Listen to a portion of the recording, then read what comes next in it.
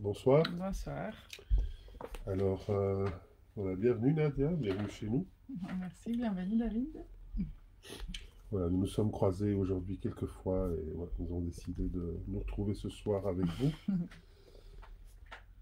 Ce soir pour, voilà, non pas faire une grande découverte, mais les lecteurs francophones connaissent sans doute moins ce grand poète italien, Sandro Penna, avec, nous avons choisi le titre Croix et délices, paru chez Ypsilon, qui a énormément publié de Sandro Penna.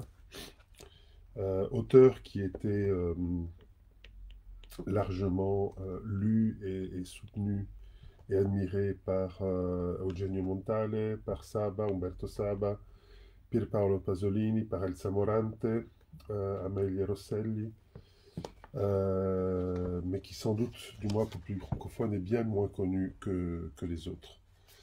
Alors, on va lire en alternance, en italien et français, le poème, d'abord le premier poème, qui est en plusieurs parties. Donna in tram. Femme dans le tram. Vuoi baciare il tuo bimbo che non vuole? Ama guardare la vita di fuori. Tu sei delusa allora, ma sorridi. Non è l'angoscia della gelosia, anche se già somiglia egli all'altro uomo, che per guardare la vita di fuori ti ha lasciata così. Tu veux embrasser ton enfant qui ne veut pas. Il aime regarder la vie dehors. Alors tu es déçu, mais tu souris. Ce n'est pas l'angoisse de la jalousie, même si déjà il ressemble à l'autre homme, qui pour regarder la vie dehors t'a laissé ainsi. Poi la continuo. Ah, pardon. Torna un pensier d'amore nel cuore stanco, come nel tramonto invernale. Ritorna contro il sole il fanciullo alla casa. Vient une pensée d'amour dans le cœur là, comme au crépuscule d'hiver, l'enfant face au soleil revient à la maison. Nel chiuso lago, sola, senza vento, la mia nave trascorre, ad ora. Fremono i fiori sotto i ponti. Sento la mia tristezza accendersi ancora. Sur le lac clos, seul, sans vent, d'une heure à l'autre mon navire passe. Les fleurs frémissent sous les ponts. Je sens ma tristesse s'éveiller encore. Com'ero lieto sotto un albero in fiore. Credevo di soffrire ed ascoltavo i fanciulli voler baciare un cane. Rispondeva un guaito e una risata spavalda mi faceva ancora più triste. Tutto poi si perdeva nella luce ed il bacio mi stava ad ascoltare. Comme j'étais heureux sous un arbre en fleurs, je croyais souffrir et j'écoutais des enfants qui voulaient embrasser un chien. Leur répondait un jappement, un rire insolent me rendait encore plus triste. Puis tout se perdait dans la lumière. Il me restait à écouter le baiser. Ciao Patrick et ciao Andrea. Ciao. Il vento mi dà pace e la fontana rumorosa l'oblio. E intanto penso ricominciare. E sosto in questa piazza ove il popolo sosta a me d'intorno. Le vent me donne la paix et la fontaine sonore l'oubli. Alors, je pense recommencer. Et je fais halte sur cette place où le peuple fait halte autour de moi. Guarirai. Si odono i treni lontani e la città notturna perde la tramontana operosa e si addorme un attimo in attesa di un vento di campane. Tu guériras. On entend les trains au loin. La ville nocturne perd sa tramontane laborieuse et s'endort, un instant, dans l'attente d'un vent de cloche. Voilà, ça c'était ce très beau poème, La donna in tram. Et là, on va picorer un peu au hasard. On voit que Francesco, André et Patrick sont là, qui connaissent bien Sandro Penna. Se passa una bellezza che va in fretta, non hai l'anima nera per non averla stretta. Tu guardi al cielo verde nella prima sera, passata la bellezza in bicicletta. Si passe une beauté qui se hâte, tu n'es chagrin de ne la voir étreinte. Tu regardes le ciel vert dans le premier soir, la beauté est passée à bicyclette.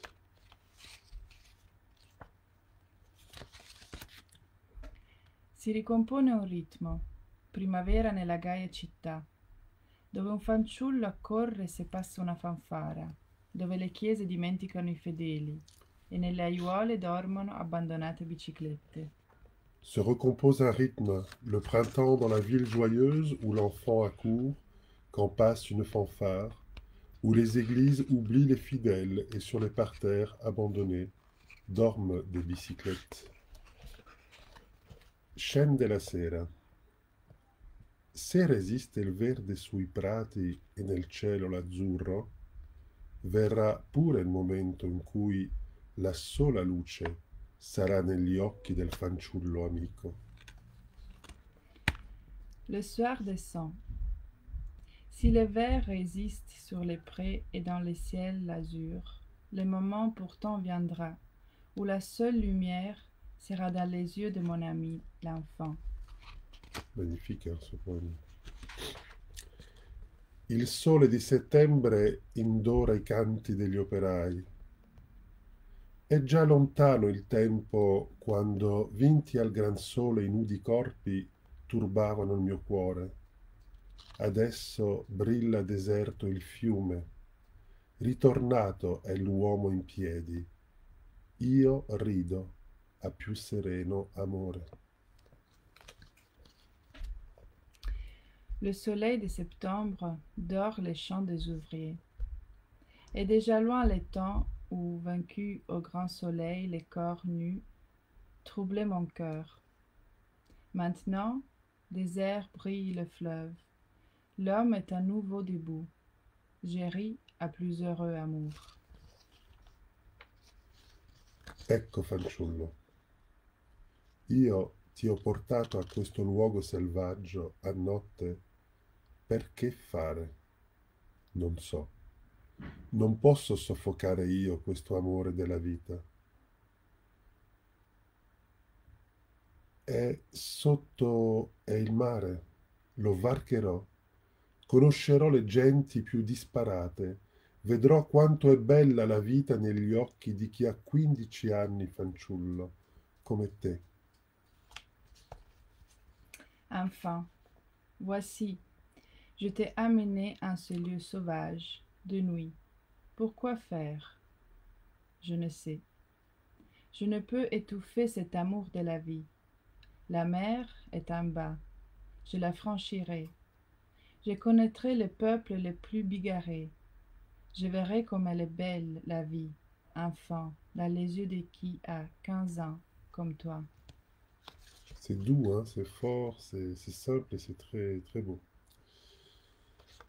Ragazzi, questa sera di giugno non tornerà più mai. Queste cose, sapete, ma come dire a voi quello che siete questa sera, anche se le compagne o quelle non vi ammirano. Ma voi non vi curate di loro, veramente. Girate un po' lontano insieme, due gemelli, vi abbracciate e fingete quello che veramente qualche volta succede. Garçon, ce soir de juin jamais plus ne reviendra. C'est là, vous le savez. Mais comment vous dire ce que ce soir vous êtes? Même si vos compagnes, oh celles-là, ne vous admirent. Mais vraiment, vous ne vous souciez d'elles. Ensemble, vous vous écartez un peu. Des jumeaux? Vous vous embrassez et feignez ce qui parfois arrive vraiment. Alors peut-être un tout dernier petit poème. È bello lavorare nel buio di una stanza, con la testa in vacanza lungo in un azzurro mare. Il est beau de travailler dans le noir d'une chambre, la tête en vacances, au bord d'une mer bleue. Voilà, on va terminer là-dessus. Voilà, c'était Sandro Penna, l'un des livres qui regroupe plusieurs poèmes, Croix et délices, qui regroupe des poèmes épars, qui regroupe aussi en fait de la prose, enfin des poèmes, pardon, et où il y a aussi un petit essai par Natalia Ginzburg sur Sandro Penna. Et on va dire une lettre de Pierpaolo Pasolini. Je vais juste peut-être dire, voilà, je vais lire peut-être juste une petite lettre de Pasolini à Sandro Penna. Cher Sandro, ce n'est peut-être pas juste que je te dise à toi des choses qui te regardent toi et qui te dépeignent avec tant d'amour. J'ai un culte de toi. Et comme tous les cultes, il me donne le remords de ne pas être assez fort et fidèle pour le pratiquer dignement.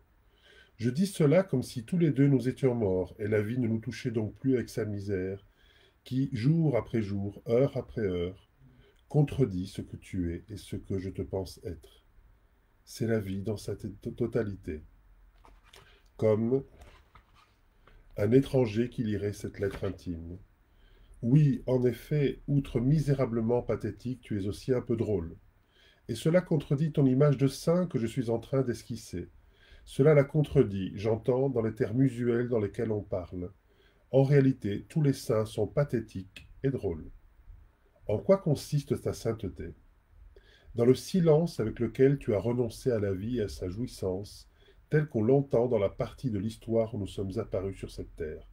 Je le répète, tu as cherché ta jouissance ailleurs, dans les choses jugées par tous futiles, lointaines, incompréhensibles, enfantines et inconvenantes. Toi aussi tu as été, je le répète, un peu chasseur de cette réalité qui peut-être devrait être contemplée seulement. Mais c'est bien depuis tes moments de péché, où tu as manqué à la règle du renoncement et de la protestation humble, silencieuse, monastique contre le monde, si sublime et si inaccueillant que tu as trouvé les inspirations pour ta poésie. Elle consiste dans l'observation radieuse et dénuée de tout espoir des choses, si peu nombreuses pour toi, pour être une seule même, que l'on peut cueillir dans le monde pour y survivre, mais cette observation est accomplie dans le silence du lieu où l'on ne vit plus, mais où justement on contemple seulement. Ton exclusion de toi-même, continue Pasolini, ton exclusion de toi-même d'un monde qui du reste t'excluait a été une longue ascèse, faite de nuits et de jours, où l'on rit et l'on pleure, comme des personnages naïfs d'opéra romantique, sans commencement ni fin avec leurs croix et leurs délices. De le titre du livre. Une longue ascèse où, au lieu de prier, tu as chanté les formes du monde lointain. Que cela ait fait de toi, outre un saint anarchiste et un précurseur de toute contestation passive et absolue, peut-être le plus grand et le plus radieux des poètes italiens vivants. C'est là un sujet qui se situe sur un plan bien plus bas que celui de cette lettre incertaine et incomplète, qui regarde plus ta poésie vécue que ta poésie écrite. C'est la première en effet qui compte, pour qui, justement parce qu'instruit et comme soustrait à soi-même par un long amour de la poésie, réussit à entrevoir ce qui vaut, hors de toute valeur, la sainteté du néant. Bon, après, on a envie, c'est un échange de lettres, vous voyez, donc on a peut-être envie de continuer, mais on s'en fout, on va lire. Tu veux dire Sandra? Ok. Donc Sandra répond quand même. Cher Pierpaolo, merci, d'autant que je m'imaginais vraiment que tu n'aurais pas pu. J'avais même plaisanté avec Milan, que tu étais pris par mille choses avec ces Brésils qui t'attendaient. Je lui envoie tout de suite et je crois que tu ne te vexeras pas. Je vais lui demander qu'allez-vous faire avec Pierpaolo. Vous le payez ou vous lui faites un beau cadeau en livre. Je sais que ça ne t'intéresse pas, mais tout travail doit être rémunéré, n'est-ce pas? Mais j'aurais dû C'est seulement intéressant, déjà à t'écrire. l'époque. Hein. Mais j'aurais dû seulement t'écrire merci sur l'oreiller. L'idée est d'Elsa Morante, mais je savais déjà qu'à Graziella on peut tout dire. Bonjour Marlena, Francesco aussi. Dis-lui pour porcherie, je pleurais d'enthousiasme comme au voleur de bicyclette. Mais, mais ce sont des choses incolores désormais à côté de la vision magnifique, mais tu l'as rêvé, des porcheries. C'est beau même si l'on ne peut pas comprendre, expliquer. Mais depuis Mallarmé, profite du Brésil. Ton peu sans mais très affectionné Sandro. L'essai est plus sublime, c'est-à-dire il est aussi sublime qu'affectueux. Je vais le lire toute la nuit. Je ne le mets pas à la poste tout de suite. Elsa en est enthousiaste. Ben, ça nous donne envie de découvrir Elsa Morante. Voilà. Donc peut-être une suggestion pour Une prochaine fois. pour une prochaine fois, mais on voit aussi que Umberto Saba, ben oui, on en parlait, on parle aussi d'Eugenio Montale.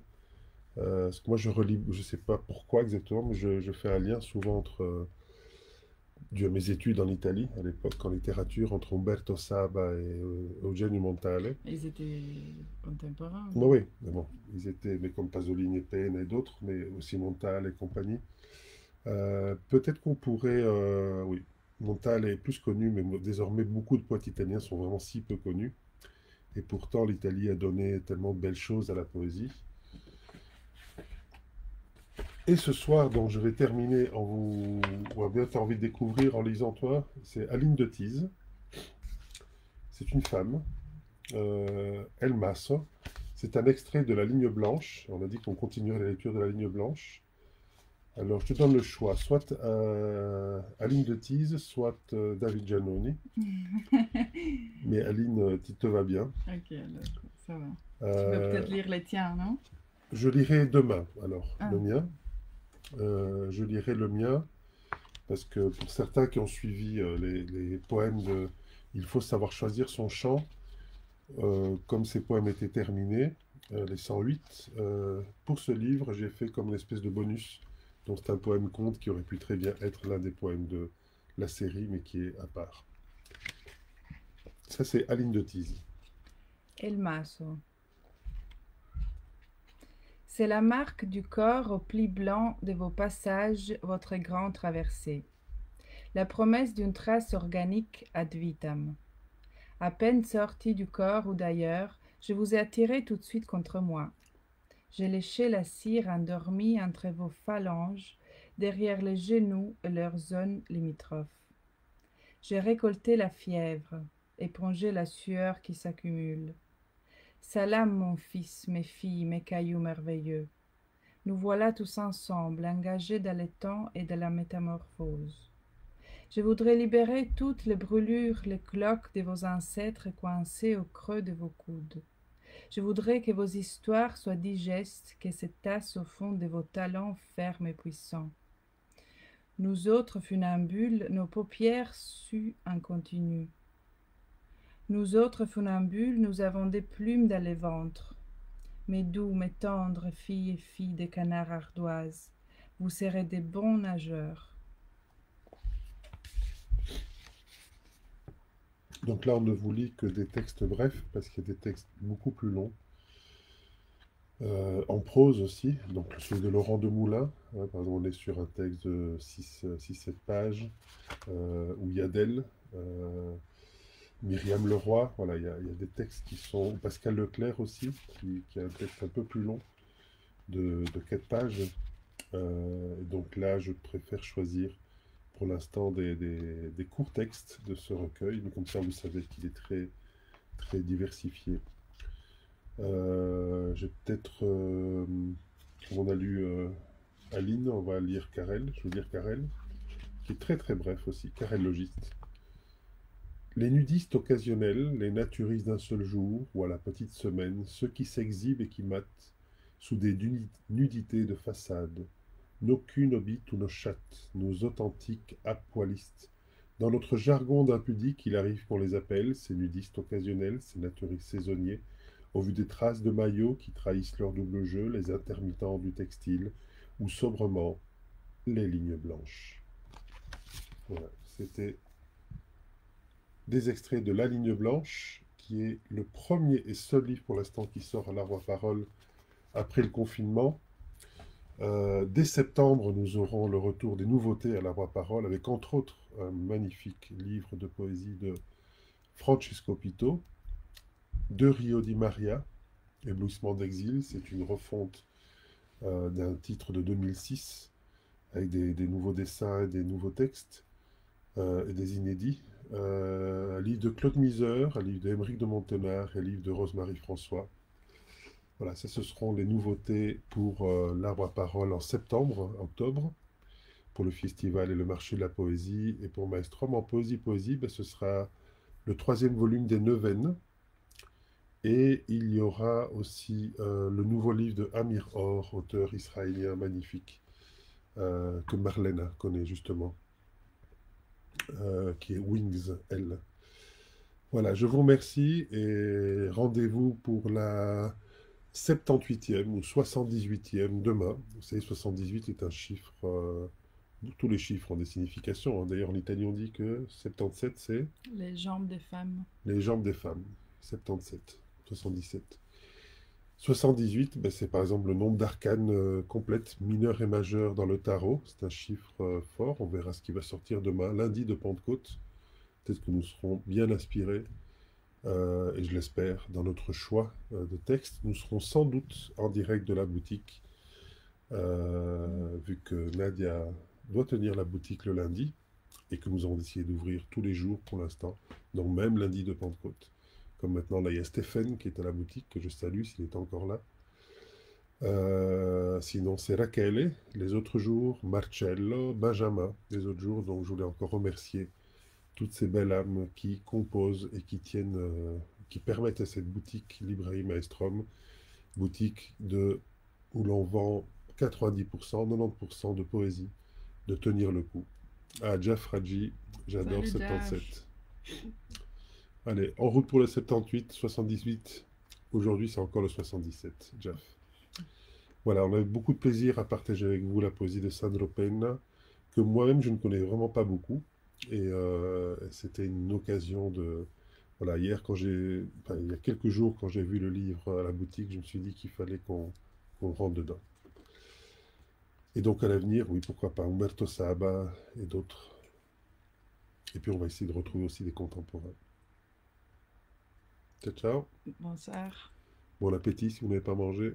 Bonne À demain. digestion si vous avez mangé. Bonne nuit si vous allez vous coucher. Faites bien l'amour si vous pouvez le faire, vous avez envie de le faire. Mais sinon, bon reste quoi.